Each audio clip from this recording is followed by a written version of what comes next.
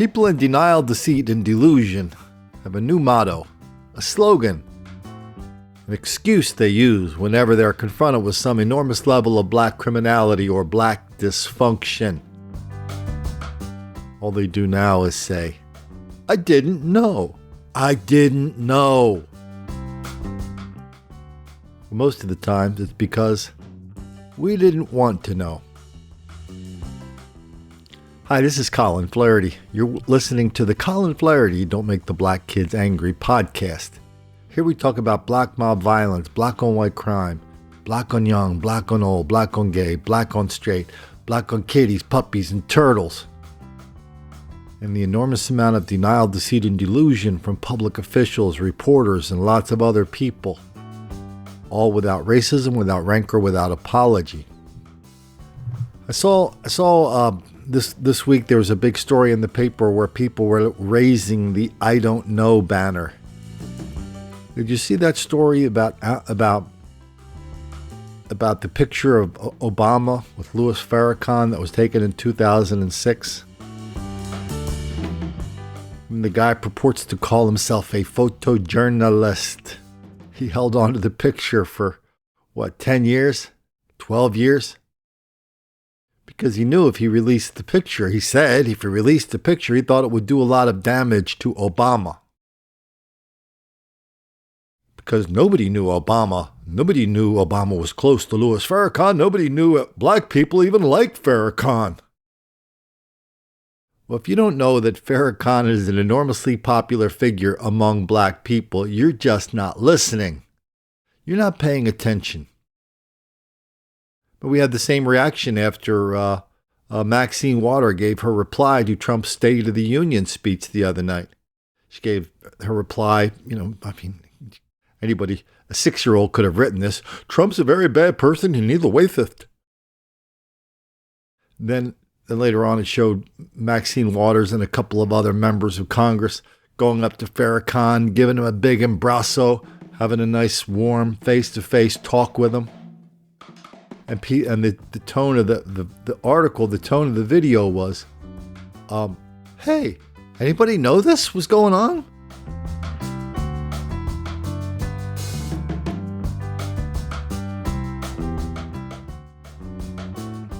And the reaction from a lot of people was, no, first I've heard of it. If you don't know that Farrakhan's popular, come on. Look at the congressman from Minneapolis. He's a member of the Nation of Islam. And now he's the number 2 guy at the Democratic National Party, the Democratic National Committee, Keith Ellison. He's a congressman. He's not making any secret of the fact that he's down with the cause of Islam.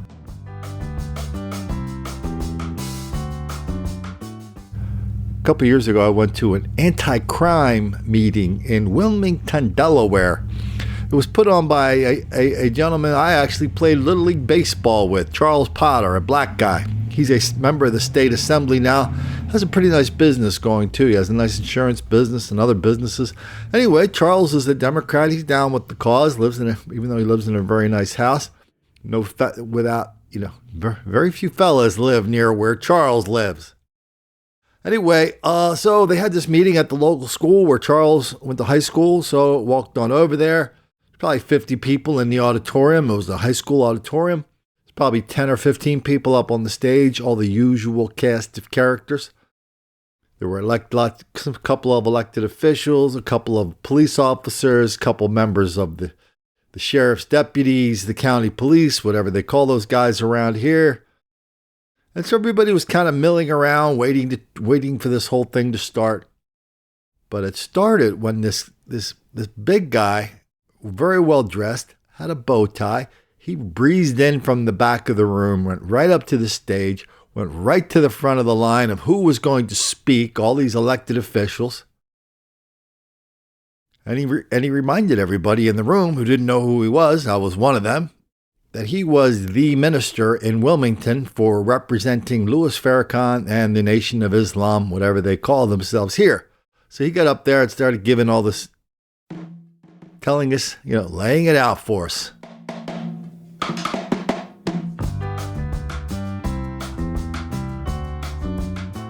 the respect this guy received, the deference he received, added on top to kind of the crazy things he was saying about how the devil was working to defeat black politicians in Wilmington. I mean, this is not it's not isolated to Wilmington. The Nation of Islam was popular in lots and lots of places. Sometimes they have their shows on the public access channel. You never hear people talking about the minister. Guy's enormously popular. So now we got a picture of Obama from him in year 2006, and it comes out, and Alan Dershowitz says, well, if I had known of that picture, I never would have voted for Obama. Come on, listen, I like Dershowitz. Dershowitz, he's seen the light over the last couple of years. He's turned into a truth teller. He's not afraid to confront some of this ridiculous denial, deceit, and delusion that supports this, the greatest lie of our generation, the hoax of black victimization. He just sits there on TV and tells you what the law is and what the facts are, and how that's often very different from what these people are, the other talking heads are talking about on TV. Even so, Mr. Dershowitz raised up the flag this week. I didn't know. Does anybody remember? I think it was 2012. Pretty sure it was 2012. I think Breitbart broke this story. It was about a couple of weeks out in October from the election. I think Romney was didn't Romney run against Obama? Anyway, so Breitbart, they kind of teased it for a while, saying, hey, we have this video of Obama with this crazy radical professor from Harvard named Derek Bell. Wait till you see this. You're not going to believe it. Derek Bell is, the video came out, and it showed Obama being very friendly to Derek Bell at Harvard, when Obama was a Harvard law student. I think some kind of black student group brought Derek Bell in. And, Derek Bell, he was a professor at Harvard for 20 years, a tenured professor at Harvard, wrote lots of books. But his big contribution to the culture is what we mention this here a lot. Black people are relentless victims of relentless white racism all the time, everywhere. That explains everything. Why don't we play a little clip of Mr. Derek Bell, Dr. Derek Bell, talking about just that. Derek Bell is one of this country's leading experts on race, racism, and the law. In the 1960s, he worked as a lawyer with Thurgood Marshall and the NAACP to desegregate public schools in the Deep South. He was the first black tenured law professor at Harvard, where he spent more than 20 years before leaving in 1990 to protest the law school's failure to add a tenured black woman to its faculty. Bell is the author of several books on the struggle for racial justice in this country. His newest is Faces at the Bottom of the Well, The Permanence of Racism. Hello and welcome. Thank you very much, Marcia. Happy to be here. Why is racism so indestructible? One of the things I think is that we have mischaracterized it. We've misdiagnosed it, if you will. For years and years, we thought that racism was an aberration, a defect on the American scene, one that was a holdover from slavery, one that we had the tools to correct through law, and one that there was a desire to correct. And it's taken us a long time to recognize that that was a wrong diagnosis, that racism is an important stabilizing function, serves a stabilizing function in a society that is built on property. And in a society where a great many whites don't have any property to speak of, certainly don't have as much as those on the top, what this society has given them from the time of slavery to the present is a sense of property in their whiteness, that their skin color enables them to somehow identify and live vicariously the lives of those on the top, as also through the soap operas and the tabloids and the hopes through the lotteries. and to feel superior to blacks who, whatever their status, are deemed on the bottom. So when that clip came out, I think, a lot of people said, "Oh yeah, it's Derek Bell." He was a Harvard professor. He wrote lots of good books. Books most people probably never read, or they would have seen there was some crazy stuff in there. The Permanence of White Racism.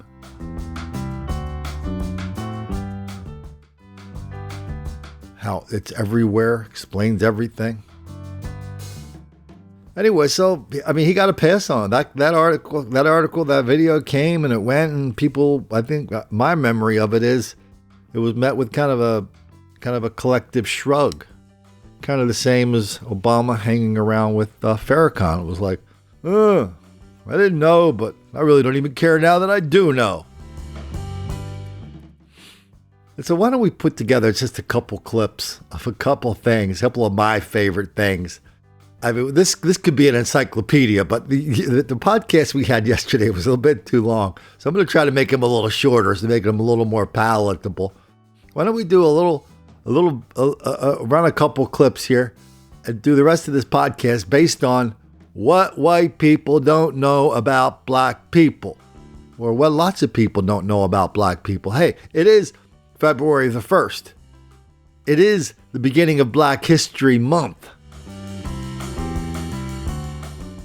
Why don't we start off with, something that we talk about here all the time. I just don't think people are fully aware of the permanence of black criminality. They're not fully aware of how it is tolerated. They're not fully aware of how this whole catch and release thing. When we talk about catch and release now, I feel like we're reliving some kind of 70s TV movie. That was a constant theme in the 70s, and I thought people figured that out, but now we get back today, and it keeps happening over and over and over and over again. Why don't we just watch this one clip from Vegas that's not even the worst of this by any means. It's just the latest. It's an old white dude. Old white dude attacked by some of the fellas. I'm talking 92-year-old white dude. Attacked by some of the fellas. Now they arrested the guy and put him in prison. Now he's getting out after 2 years. New at 11, an elderly man's attacker could be released from prison this month. 30-year-old Herbert Jackson served 2 years and is now eligible for parole. As 8 News Now reporter Shakila Alvarenga reports, it's a revelation that is not sitting well with 92-year-old Robert Hidichu's family. Shakila? Well, during the attack, Robert Hidichu broke his hip and leg. He's now in an assisted living facility. Jackson, meanwhile, was sentenced to 2 to 6 years, and he could go free under good behavior. He uses a walker to this day. His ability to, do the things he enjoyed, like play golf, ride bicycles, those are non-existent anymore. This was him on the wound socket in 1944. Perry Hidichu called his 92-year-old grandfather Robert a friend. He's a World War II vet. He's sweet, kind, and funny. These golden years have not been so golden due to this. And there's nothing I can do to undo that. He can't change the past, but he hopes to change the future by telling his story. Robert was attacked and robbed while walking home 2 years ago. Herbert Jackson and a 15-year-old boy were arrested. Mr. Jackson and his accomplice stalked him across the street and waited till he got into a residential area outside of Prying Eyes and came up from behind him and hit him on the head from behind. This wasn't Jackson's first run-in with the law. In 2008, he was charged with, yet again, a crime against a person 65 years or older. Perry's frustration grew when he learned Jackson could be released within the next 30 days. Mr. Jackson does not deserve to spend the holiday with his family. He hasn't earned that right. And his family didn't have a say. When there's an assault or any kind of violent crime, and there's interested family members who want to speak on behalf of that, I would like there to be an opportunity to plead our case. Perry hopes tougher laws involving the elderly will be implemented, so another family won't have to go through what his did. One recent story of a black person or people attacking a 92-year-old person isn't enough. Why don't we go down to Orlando, Florida, and get another one? Take a good look at this sketch. Orange County Sheriff's detectives desperately want to find him after he attacked a woman last week in Pine Hills. This is a horrific crime against an innocent elderly woman, 92 years old, independent, feisty, well-known, lived in her neighborhood since 1974. The Sheriff's Department is only saying the attack happened at the woman's home on North Hiawassee Road in Pine Hills. The suspect rings her doorbell in broad daylight while she was in the garage doing laundry. He asked to use the bathroom. She's sharp. She knows not to let him in. She knows to say go away. But somehow he has a gun, and so he tries to force himself in. The two struggle. She fought him off. He pushed her to the ground. She broke her back. She was taken to ORMC where she had surgery for hours. That's him right there. We showed the sketch to several people in the Pine Hills community, including 78-year-old Nerieda Jimenez. I believe that this is very scary. I'm afraid. I say that's just really messed up because, I don't see why people would try to do that to somebody like that. I mean, she's 92 years old. For 44 years, she has lived in the neighborhood, and people know her and love her. She's the type of woman that the mailman sits down and has coffee with her. The suspect is a black male, 20 to 30 years old, heavy built, last seen wearing a gray coat, dark gray pants, and a furry Scully hat. The Orange County Sheriff's Office can really use your help in finding the suspect. All you have to do is call Crime Line at 1-800-423-TIPS. You don't even have to give your name. In Pine Hills, I'm Gail Pascal Brown. So this fella goes up to her and says, "Hey man, can I use your bathroom?" She said no. He beat her and robbed her and broke her back. Same thing happened the year before. They didn't mention it in this story. Somebody walked up to her door, knock, knock, knock. "Hey, we're with the Orange County Utility Company. Can we check your..." BAM! Went into her house, robbed her, and beat her. At least they didn't kill her.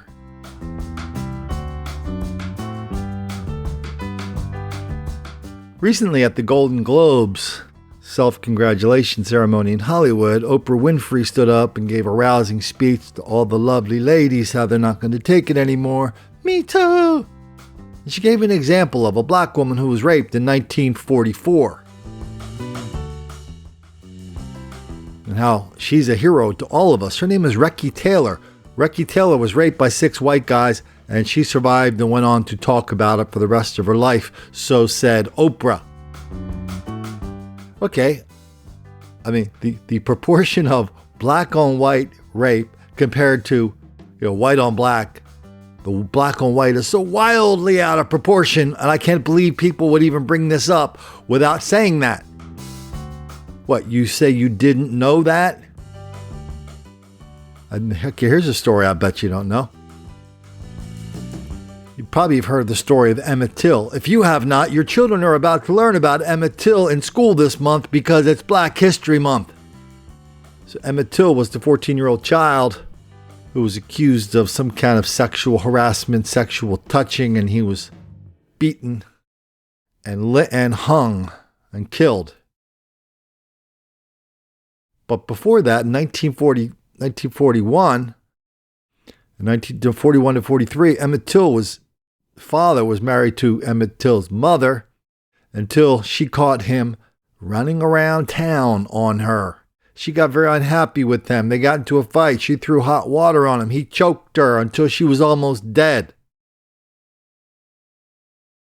Yeah, he went to trial for it. Yeah, luckily, Melissa Harris Perry was not there to whisper in her ear, "No, don't turn him in because black men will be the victims of white racism at the hands of the racist police." No, she went to the cops.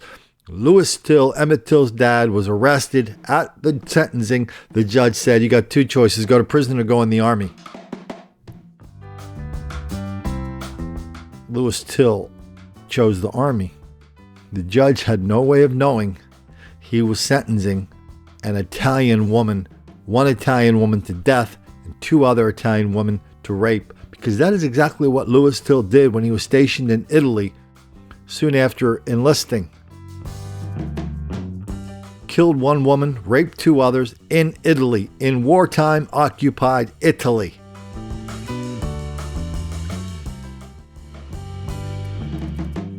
He was put to death for that. Put to death by hanging. And it didn't take him 27 years to do it. I think it took him 27 days. So I'll take your story of Recky Taylor, the hero, and I'll say, okay, I'll see your Recky, I'll raise you a Lewis Till. What do you think about that?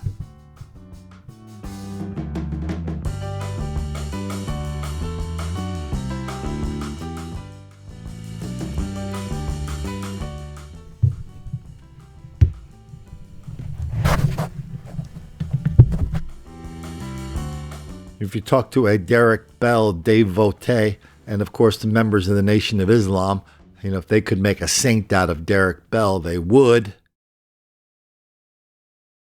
But the conventional wisdom, what white people do not know about black people, there's all these black people in prison for no reason whatsoever. But then we get this guy. He got sentenced 2 to 6 years for beating the hell out of an old 92-year-old person, and it's not even the first time he did it. So for the second time, for committing a crime of violence against an old person, and you could do 2 years in prison.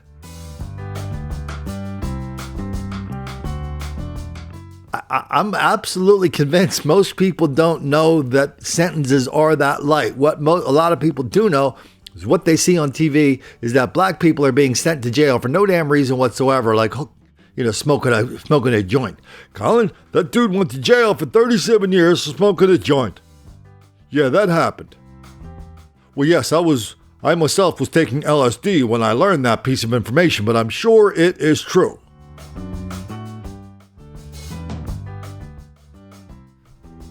God, you talk to any cop. You don't even need to talk to a cop for this. Look at any record of all these shootings in the big cities. The top 100 cities in the country where black people are shooting each other all the time. It's hard to tell the difference between the record of the person doing the shooting and the record of the person getting shot. These records are long, they're serious, they're dangerous. And they're ignored by the judicial system if the person goes in there, puts on a tie, and promises to be a good boy and will never do it again. Do people know that's going on? How many people know that's going on? Or do we look at it after it happens to somebody we know, and we look at it and say, wow, I didn't know black people were getting sentenced to 2 years in jail for a second offense of beating an old person almost to death. Didn't know that, Colin. Must have been a reason for it.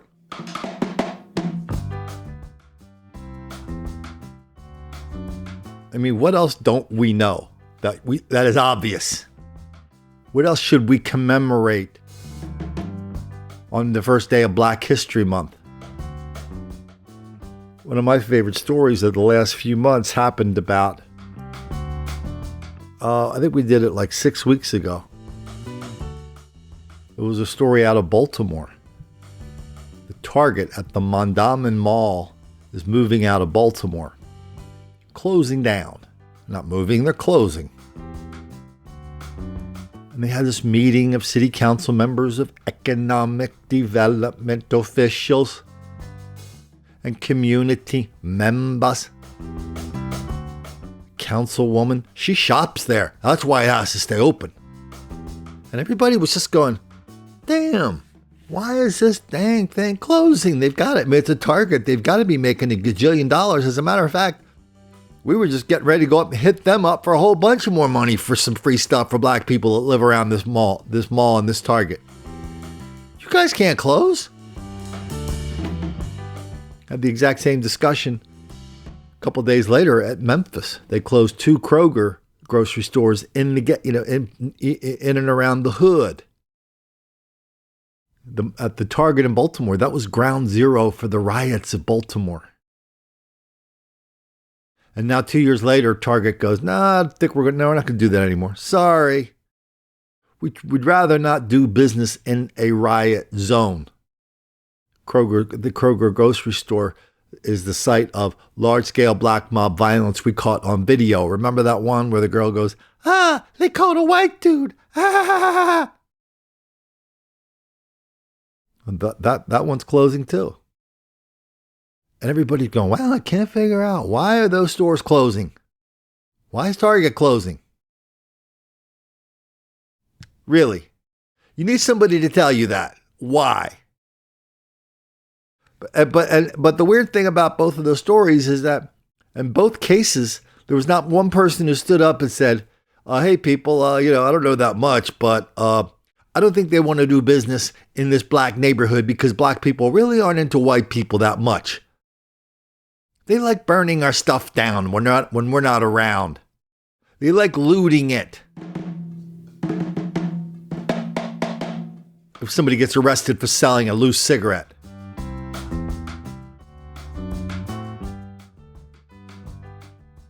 I guess to their credit, the Business Journal down in Baltimore, they recently did a story, said 40-year Baltimore restaurant broker says, this is the most restaurants I've ever seen for sale, the most restaurants I've ever seen closing in Baltimore. And they go through the big list of all the reasons these restaurants are closing in Baltimore. Restaurateurs recently weighed in on the reasons behind the industry turnover. Some cited heavy competition due to market saturation, parking shortages, and the rise of delivery services. Suburbanites who once frequented city restaurants now have choices closer to home. They're county people, they have options. But so many people want to buy in the county now, not in the city. To their credit, they did sneak in one thing about crime. They said, oh yeah, well, crime, that could be a factor. Could it really? Could it really? Boy, in the restaurant business in the last 10, 15 years, it's really changed so much. Everybody's upping their game. Food, you go into a decent restaurant, you would get average to below average food. Now, if you go into a decent restaurant, the chances are you might stumble onto a place where they really, really, really know all about food, and the food is very good, and it's presented very well, and it's served very well, and it's everything seamless and easy to get. Those are the kind of places that are leaving Baltimore. And people are looking around and going,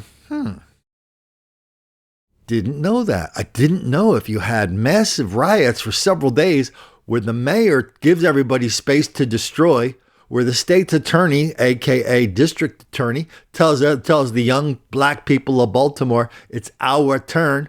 When 150 cops in Baltimore go to the hospital after being injured in these black race riots, and now everybody's gone, wow, what's going on? Does anybody have any idea what's happened to our city and why all these businesses are moving out? I got it. It's the permanence of white racism. That's what Derek Bell says. I don't even know what Farrakhan says other than, lots and lots of bad things about Jewish people and white people and how black people are victims and they have to fight back against this victimhood because all these people are always messing with them, keeping them down, forcing them to commit crime, forcing them to have children out of wedlock, forcing them to use drugs, forcing them to drop out of school, forcing them to go to jail. That stuff. I didn't know. Well, here's something else we didn't know. This is such a beautiful story. A couple years ago, and I think the way this happened, and I'm going to speculate here, but I will say this is an informed speculation. A couple years ago, somebody flicked the switch inside the National Park Service, and they said, listen, we don't have any black people going here, so let's start a campaign. We'll get somebody to do a study on it. We'll get the New York Times, National Geographic to do stories on it about why the fellas don't go to national parks. So they cranked up this study from the University of New Mexico, I think. The guy dutifully reported that, black people don't go to the parks because the parks have not been reaching out to them. The New York Times travel section, the New York Times.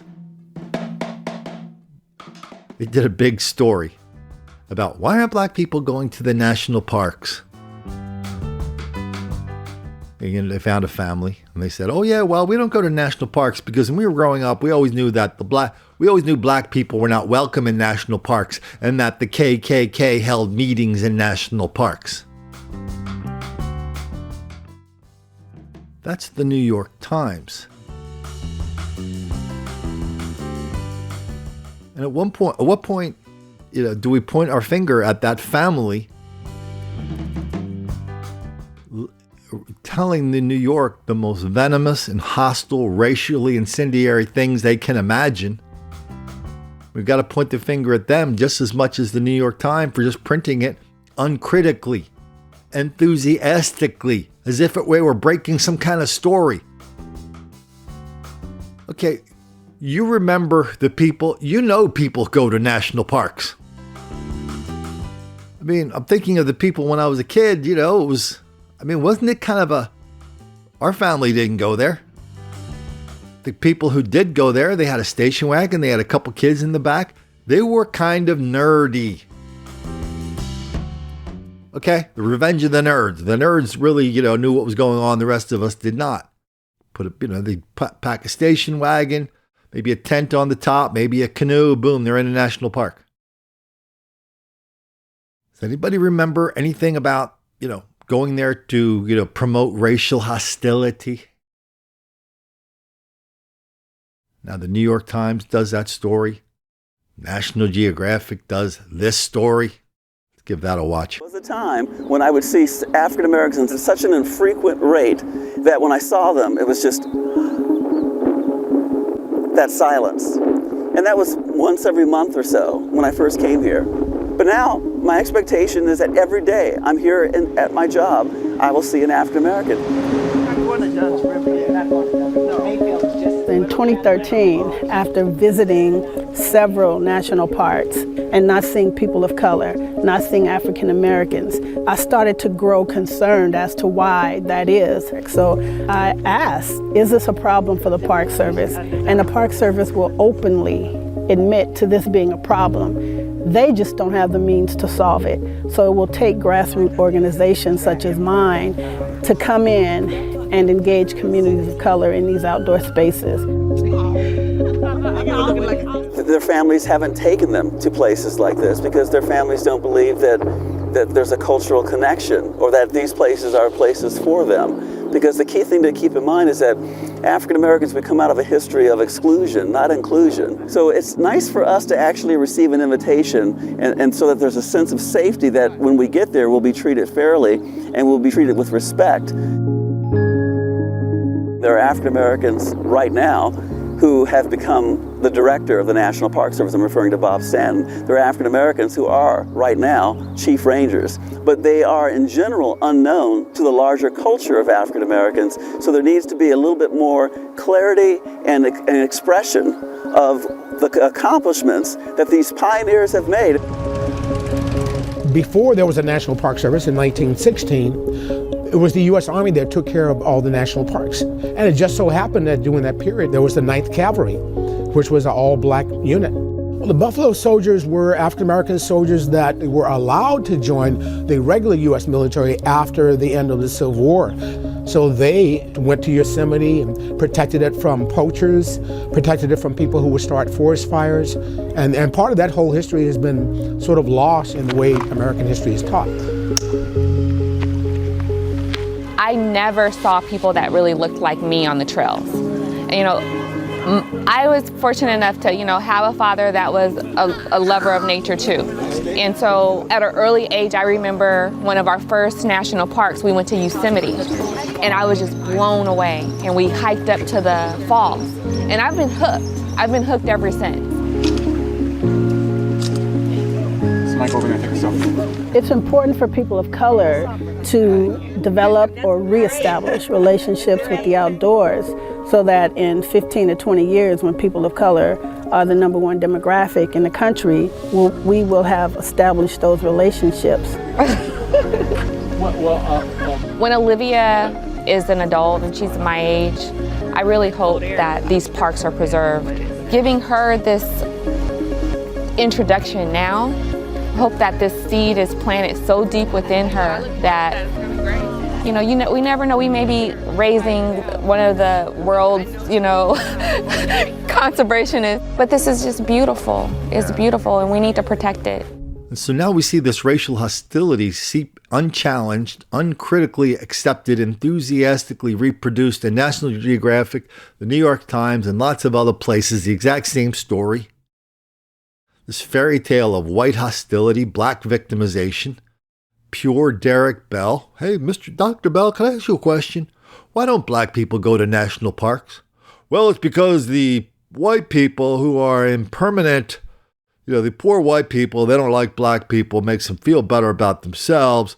So they have permanent racism. They're living their lives vicariously through rich people. That means they have to hate black people vicariously. Does that make sense? Oh, absolutely. Oh, hold on, doctor. I'm writing as fast as I can. Scribble, scribble, scribble. I mean, I was a professor at Harvard for 20 years. That means he started, I think he quit in the 90s. So, he started in the 70s, 20 years.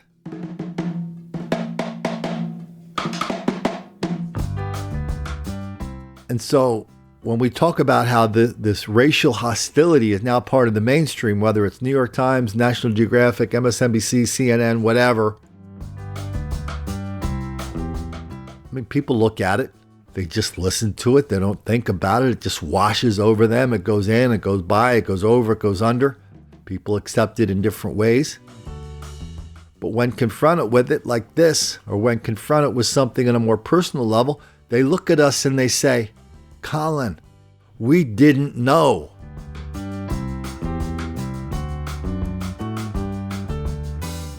We didn't know, Colin. Why didn't anybody tell us? I mentioned this in a podcast yesterday, but it fits too perfectly in here. Reporter, the columnist in Minneapolis, did a big story about 100 black people raging through a St. Patrick's Day parade in Minneapolis. This is recently. That was the gist of the column was, wow, why didn't anybody tell us this was happening? It's because your paper is in charge of the denial, deceit, and delusion and keeping that information out of the paper. Yeah, you remember all those times along that parade route, black people were beating the hell out of white people. You remember that time it happened like 10, 20 times within a 4, 6, 8 week period, right on the parade, right near the parade route? Does that ring a bell? Does it ring a bell when your reporter went to, wrote a story I'll never forget where he goes, well, we just can't see the pattern here. No, cops are confused. So if you don't know what... You don't need a weatherman to know which way the wind blows, says the poet.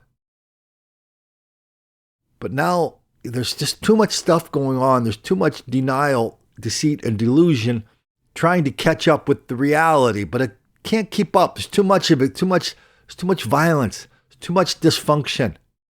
There's too many people saying too many ridiculous things that we know if we just listen to it are stupid.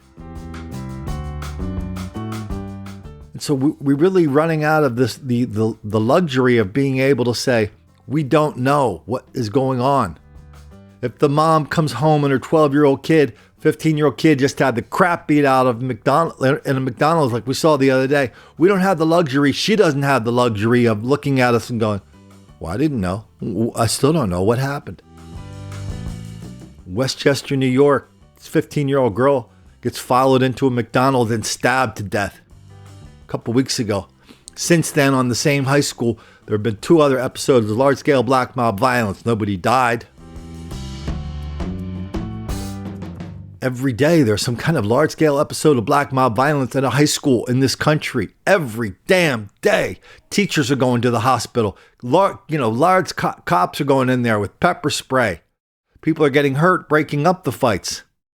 Parents show up. They hear about it. They look at I could see this image, the reporter showing them on the cell phone. What just happened? The parents are going, oh, I didn't know.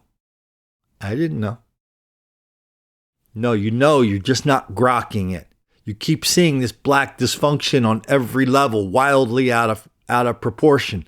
And you look at it and go, well, I don't know. I guess I knew. I didn't think it was important. Then your grandfather is in Las Vegas and a couple fellas come by who specialize in attacking and stalking old people and robbing them and beating them. And everybody goes, well, I didn't know that. Oh, I didn't know.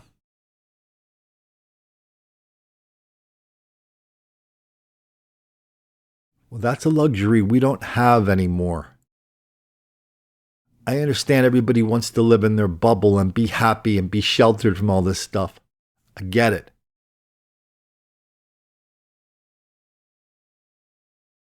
I just did a video an hour ago. A woman named Kimberly Graves in Fort Collins, Colorado. She's a massage therapist, a new age practitioner. Her slogan in life that she used in her business and her friends was love, light and love. That was her thing. That was her brand. That was her trademark. It's kind of an Oprah Winfrey thing. So if we had said to her, hey, do you know you're in a position, do you know you're in a job, high risk of racial violence directed at you because you're a woman, a white woman in a high risk position? She would say, oh no, Con, I'm all about the light and the love. I believe what you get back. What you give out, you get back. Oh, man. So I had somebody tell me about a year ago. I was up in my little park, Haynes Park. Sometimes I'll go in the daytime. I'll just walk around, walk through there. It's one thing to walk through that park in the middle of the day. It's another thing to be there when the sun goes down. Two totally different experiences. Neither one particularly safe, but one a lot less safe than the other. So the sun was going down, and as it was going down, it was maybe an hour before the sun went down. I saw these two kids show up. They're in their early 20s. They stretched, I guess that's a thing now. I guess circus arts are making a little bit of a comeback. He stretched like I don't want to say a bungee cord, but some kind of cord you could walk across. They stretched between two trees about 2 feet off the ground, 2 or 3 feet off the ground. And this guy was teaching this girl how to do this stuff. So they were over there. Lots of fellows were around. Just these two white kids were over there by themselves practicing this stuff. And on the way out, I think I went somewhere else and I walked by the park. And I kind of ran into them on the way out. And I said, hey, I enjoyed your thing. And you guys, and they told me about it. I said, I'm glad you guys got out of here because, this place is not really safe right now for you here. I mean, it's not. And the girl, the 19-year-old girl, looked at me and said what I just said to you, which is, well, I believe we, get back what we give out, and we're just giving out positive vibrations, so we're not worried about it. Okay, right then I said, what? I thought, why did I even say anything? I mean, wasn't my business.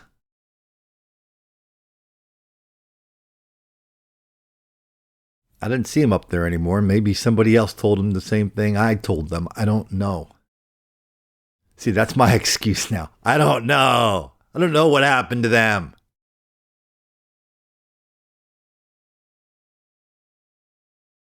We know a lot more than we think we do. We know a lot more than we admit to ourselves that we do. But everybody knows the consequences of knowing. If your knowledge slips out, you work in a cubicle. If your knowledge slips out at the wrong time, the wrong place, you'll be looking for another job in another cubicle. That goes if you're a fireman or a cop or a postal worker or any of these other huge government. If you have a job with any of these other huge agencies that maybe have contracts with the government. All those people that have degrees from black colleges, when they go to work for these big government agencies or defense contractors, what the hell do you think they do? They have jobs in the HR department. I almost said personnel. HR department, and that's their thing. Going, responding to complaints of racism and detecting it in the workforce. You didn't know that?